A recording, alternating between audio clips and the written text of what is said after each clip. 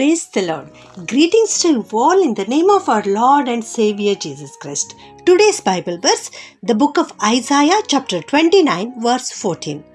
Therefore, once more I will astound these people with wonder upon wonder. ಏಷಾಯನ ಪ್ರವಾದನೆಯ ಗ್ರಂಥ 29ನೇ ಅಧ್ಯಾಯ 14ನೇ ವಚನ. ಹೀಗಿರುವುದರಿಂದ ನಾನು ಈ ಜನರ ಮಧ್ಯದಲ್ಲಿ ಅಧಿಕಾಶ್ಚರ್ಯವೂ ಅದ್ಭುತವೂ ಆದ ಕಾರ್ಯವನ್ನು ಇನ್ನೂ ಮಾಡುವೆನು. ಹೌದು, ದೇವರು ಇವತ್ತು ನಮಗೆ ಅದ್ಭುತವಾದಂಥ ಒಂದು ವಾಗ್ದಾನದ ವಾಕ್ಯದ ಮೂಲಕವಾಗಿ ನಮಗೆ ಮಾತನಾಡ್ತಾ ಇದ್ದಾರೆ ಪ್ರಿಯರೇ. ಹೌದು, ನಮ್ಮ ದೇವರು ಪ್ರತಿದಿನ ಒಂದೊಂದು ವಾಕ್ಯವನ್ನು ಕೊಟ್ಟು ನಮಗೆ ಮಾತನಾಡ್ತಾ ಇದ್ದಾರೆ. ಅದು ಎಷ್ಟು ಸಂತೋಷದ ವಿಷಯವಲ್ಲವೇ? ಹೌದು, ಇವತ್ತು ದೇವರು ನಮಗೆ ಅದ್ಭುತ ಕಾರ್ಯವನ್ನು ಮಾಡುವೆನು ಎನ್ನುವಂತಹ ವಾಗ್ದಾನದ ವಾಕ್ಯವನ್ನು ಕೊಡ್ತಾ ಇದ್ದಾರೆ. ಆತನು ಆಶ್ಚರ್ಯಕರ್ತನಾಗಿದ್ದಾನೆ, ಆತನು ಅದ್ಭುತ ಸ್ವರೂಪನಾಗಿದ್ದಾನೆ.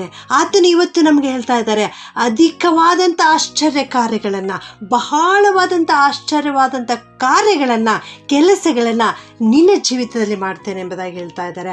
ಅದ್ಭುತ ಕಾರ್ಯಗಳನ್ನು ನಿನ್ನ ಜೀವಿತದಲ್ಲಿ ಮಾಡ್ತೇನೆ ಎಂಬುದಾಗಿ ಹೇಳ್ತಾ ಇದ್ದಾರೆ.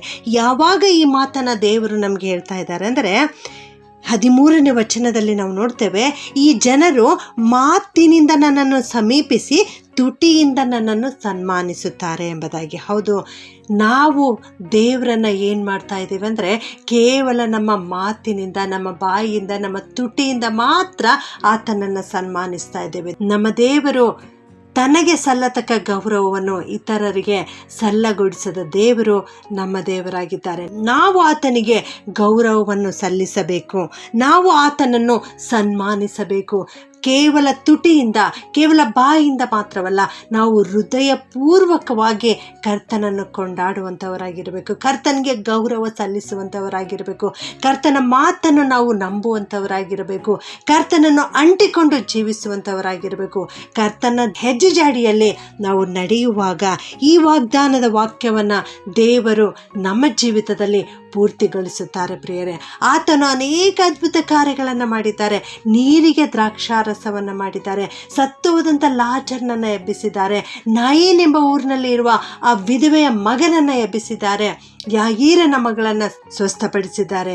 ಇಂಥ ಒಂದು ಅದ್ಭುತ ಕಾರ್ಯಗಳನ್ನು ಮಾಡುವಂಥ ದೇವರು, ಆಶ್ಚರ್ಯ ಕಾರ್ಯಗಳನ್ನು ಮಾಡುವಂಥ ದೇವರು.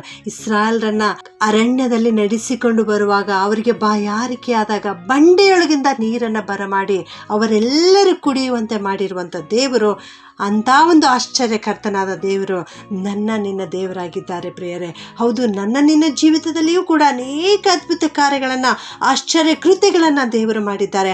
ಆದಾಗ್ಯೂ ನಾವು ದೇವರನ್ನು ಮರೆತು ಹೋಗ್ತಾ ಇದ್ದೇವೆ, ದೇವರ ಮೇಲೆ ನಂಬಿಕೆ ಇಲ್ಲದಂಥವರಾಗಿದ್ದೇವೆ. ಚಿಕ್ಕ ಪುಟ್ಟ ಶೋಧನೆಗಳು, ಚಿಕ್ಕ ಪುಟ್ಟ ಕಾಯಿಲೆಗಳು ನಮ್ಮ ಜೀವಿತದಲ್ಲಿ ಬರುವಾಗ ದೇವರನ್ನು ಬಿಟ್ಟು ದೂರ ಹೋಗುತ್ತೇವೆ, ಮನುಷ್ಯರನ್ನು ನಂಬಲಿಕ್ಕೆ ಪ್ರಾರಂಭಿಸುತ್ತೇವೆ, ಅಧಿಕಾರಿಗಳ ಮೇಲೆ ಭರವಸೆ ಇಡಲಿಕ್ಕೆ ಪ್ರಾರಂಭಿಸ್ತೇವೆ. ಆದರೆ ನಾವು ನಮ್ಮ ಜೀವಿತದಲ್ಲಿ ಎಂಥ ಶೋಧನೆಗಳು ಬರುವುದಾದರೂ ಕೂಡ ಸಂಪೂರ್ಣವಾದ ಮನಸ್ಸಿನಿಂದ ದೇವರನ್ನೇ ನಂಬುವುದಾದರೆ, ಯೇಸು ಕ್ರಿಸ್ತನು ಅದ್ಭುತ ಕೃತ್ಯಗಳನ್ನು ಮಾಡುವಾತನು, ಅಧಿಕಾಶ್ಚರ್ಯ ಕೃತ್ಯಗಳನ್ನು ಮಾಡುವಾತನು ಎಂಬುದಾಗಿ ನಂಬಿ ಆತನನ್ನೇ ಅಂಟಿಕೊಂಡು ಜೀವಿಸುವಾಗ ಈ ಅದ್ಭುತ ಕಾರ್ಯ ನಮ್ಮ ಜೀವಿತದಲ್ಲಿ ನೆರವೇರುತ್ತದೆ. ಇನ್ನೂ ಅದ್ಭುತ ಕಾರ್ಯಗಳನ್ನು ನಮ್ಮ ಜೀವಿತದಲ್ಲಿ ಮಾಡುತ್ತಾರೆ. ಪ್ರಾರ್ಥನೆ ಮಾಡಿಕೊಳ್ಳೋಣ.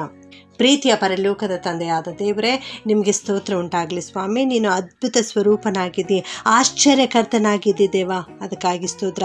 ಇಂದು ನಿಮ್ಮ ವಾಕ್ಯವನ್ನು ನಮಗೆ ಕೊಟ್ಟಿದ್ದೀರಿ, ನಮ್ಮ ಜೀವಿತದಲ್ಲಿ ಇನ್ನೂ ಅದ್ಭುತ ಕಾರ್ಯಗಳನ್ನು ಮಾಡುತ್ತೇನೆ ಎನ್ನುವ ವಾಗ್ದಾನದ ವಾಕ್ಯವನ್ನು ಕೊಟ್ಟಿದ್ದೀರಿ ದೇವ. ನಿಮ್ಮನ್ನು ಕೊಂಡಾಡ್ತೇವೆ ಕರ್ತನೆ, ನಿಮ್ಮನ್ನು ಸ್ತುತಿಸ್ತೇವೆ ದೇವ, ನಿಮ್ಮನ್ನು ಆರಾಧಿಸ್ತೇವೆ, ನಿಮ್ಮನ್ನು ಹೃದಯಪೂರ್ವಕವಾಗಿ ಸನ್ಮಾನಿಸುತ್ತೇವೆ ದೇವ. ನೀನೊಬ್ಬನೇ ದೇವರಾಗಿದ್ದಿ ಸ್ವಾಮಿ, ಅದಕ್ಕಾಗಿ ನಿಮ್ಮನ್ನು ಕೊಂಡಾಡ್ತೇವೆ ಕರ್ತನೆ. ಈ ವಾಕ್ಯ ಕೇಳಿಸಿಕೊಳ್ಳುತ್ತಿರುವ ಪ್ರತಿಯೊಬ್ಬೊಬ್ಬರನ್ನು ಆಶೀರ್ವದಿಸು ಕರ್ತನೆ. ಅವರ ಜೀವಿತದಲ್ಲಿ ಇನ್ನೂ ಹೆಚ್ಚಿನ ಅದ್ಭುತ ಕೃತ್ಯಗಳನ್ನು ಮಾಡು. ಇದುವರೆಗೆ ನೀನು ಅವರ ಜೀವಿತದಲ್ಲಿ ಅನೇಕ ಅದ್ಭುತ ಕಾರ್ಯಗಳನ್ನು ಮಾಡಿದ್ದೇವ, ಹಾಗೆಯೇ ಇನ್ನು ಮುಂದೆಯೂ ಕೂಡ ಅವರು ಯಾವ ಒಂದು ಅದ್ಭುತ ಕಾರ್ಯವನ್ನು ನಿನ್ನಿಂದ ಅಪೇಕ್ಷಿಸ್ತಾ ಇದ್ದಾರೋ ಅದನ್ನು ಮಾಡು ಸ್ವಾಮಿ. ಅವರನ್ನು, ಅವರ ಮಕ್ಕಳನ್ನು ನೀನು ಆಶೀರ್ವದಿಸಿ, ಅವರ ಕುಟುಂಬವೆಲ್ಲವನ್ನು ಆಶೀರ್ವದಿಸಬೇಕಾಗಿ ಈ ಪ್ರಾರ್ಥನೆಯನ್ನು ಯೇಸುವಿನ ನಾಮದಲ್ಲಿ ಪ್ರಾರ್ಥಿಸಿ ಬೇಡುತ್ತೇನೆ ತಂದೆಯೇ. ಆಮೆನ್.